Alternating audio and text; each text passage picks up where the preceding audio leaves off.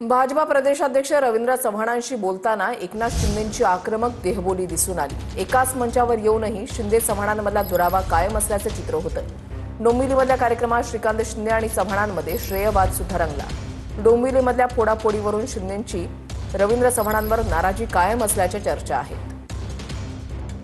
फोडाफोडीवरून नाराजी, शिंदे चव्हाण एकाच मंचावर। चव्हाणांशी बोलताना शिंदेंची देहबोली आक्रमक। तुम मुझे कब तक रोकोगे, श्रीकांत शिंदेंची शेरोशायरी। सूरज सा तेज नहीं मुझ में, लेकिन दीपक सा जलता देखोगे। अपनी हद रोशन करने से तुम मुझको कब तक रोकोगे। फोडाफोडीवरून होणाऱ्या वादानंतर एकनाथ शिंदे आणि रवींद्र चव्हाण हे पहिल्यांदाच एका मंचावर आले। यावेळी एकनाथ शिंदे आणि रवींद्र चव्हाण यांच्यामध्ये उदय सामंत यांची खुर्ची होती। दरम्यान रवींद्र चव्हाण यांनी सामंतांशी बोलून ते शिंदेंच्या शेजारी येऊन बसले।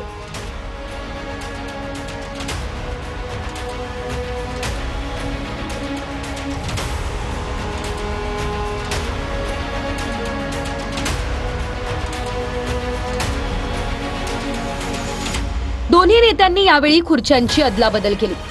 रवींद्र चव्हाणांनी एकनाथ शिंदेंसोबत संवाद साधला, पण चव्हाणांशी बोलताना शिंदेंची आक्रमक देहबोली पाहायला मिळाली। शिंदेंच्या आक्रमक पवित्र्यानंतर रवींद्र चव्हाण यांच्या चेहऱ्यावरचे भाव काहीसे बदललेले पाहायला मिळाले। डोंबिवलीमधील क्रीडा संकुलाच्या भूमिपूजनाच्या कार्यक्रमानिमित्त एकनाथ शिंदे आणि रवींद्र चव्हाण एकत्र आले होते। दुसरीकडे डोंबिवलीमधील निधीवरून एकनाथ शिंदे यांच्या समोरच रवींद्र चव्हाण आणि श्रीकांत शिंदे यांच्यामध्ये जुंपली। फडणवीस सत्तेत आल्यानंतर डोंबिवलीला निधी मिळाला असं चव्हाण म्हणाले, तर शिंदे मुख्यमंत्री झाल्यावर डोंबिवलीला निधी मिळण्यास सुरुवात झाली असं श्रीकांत शिंदे यांनी म्हटलं।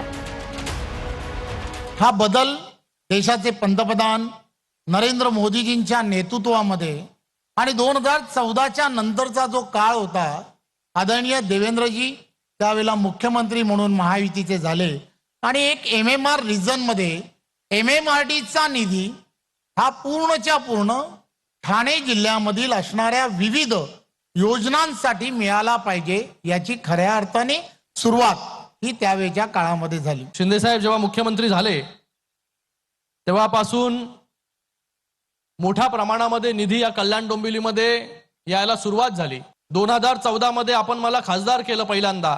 2014च्या अगोदरची परिस्थिती आणि 2014च्या आत्ताची 10 वर्षानंतरची परिस्थिती या कल्याण डोंबिवलीची आपण सगळे लोक पाहताय। मला काही वेगळं सांगायची गरज नाही। यावेळी श्रीकांत शिंदेंनी शेरोशायरीतूनही इशारा दिला।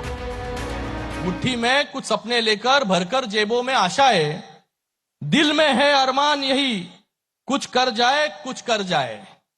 सूरज सा तेज नहीं मुझ में, लेकिन दीपक सा जलता देखोगे। अपनी हद रोशन करने से तुम मुझको कब तक रोकोगे। खूप जे आहे खड्डे खोदायचं काम केलं, पण कधी जे आहे खड्ड्यामध्ये जे आहे पडायचं काम जे आहे डॉक्टर श्रीकांत ज्यांनी खड्डे खोदले त्यांचं काय झालंय तुम्ही बघितलं। येणाऱ्या कल्याण डोंबिवली महानगरपालिकेच्या निवडणुकीमध्ये देखील आपल्या सगळ्यांना मला एवढंच सांगायचं आहे, राजकारण किती हो, आपल्याला भविष्यासाठी आपल्या सगळ्यांसाठी आपल्या मुलाबाळांसाठी आपल्याला कल्याण डोंबिवली चांगली करायची आहे। ज्या प्रकारे आता कामं चालू आहेत त्याच गतीने जी आहे ती आपल्याला पुढे कामं न्यायची आहेत। हे विकासालाच मत जे आहे ते आपण सगळ्यांनी दिलं पाहिजे। डोंबिवलीमधल्या बॅनरवरून भाजप आणि शिवसेनेमध्ये चांगलीच जुंपली। चव्हाणांच्या कार्यक्रमाच्या बॅनरवरच शिंदेंच्या सेनेकडून बॅनर लावण्यात आला। मतांसाठी खेळ दाखवणारे खूप, पण कामाने मन जिंकणारा एकच, अशा आशयाचा हा बॅनर होता। दरम्यान काही वेळातच अज्ञातांनी शिवसेनेचा हा बॅनर काढला। कामामध्ये कॉम्पिटिशन असले पाहिजे, कामात स्पर्धा असली पाहिजे। कल्याण डोंबिवली तर चांगला लोकप्रतिनिधी भेटलेला आहे, खासदार आणि डॉक्टर आहे। मला अभिमान आहे, खऱ्या अर्थाने अभिमान असलाच पाहिजे। पुढची बातमी आहे गोव्यातून. गोव्यामधल्या नाईट क्लबमध्ये भीषण आग लागली आणि याच्यामध्ये 25 जणांचा मृत्यू झालाय. सिलेंडर स्फोटामुळे क्लबला आग लागल्याची प्राथमिक माहिती आहे. मृतांमध्ये पर्यटक आणि क्लबमधल्या कामगारांचा समावेश आहे. गोव्यातल्या दुर्घटनेबद्दल पंतप्रधान मोदी यांच्याकडून देखील शोक व्यक्त करण्यात आला.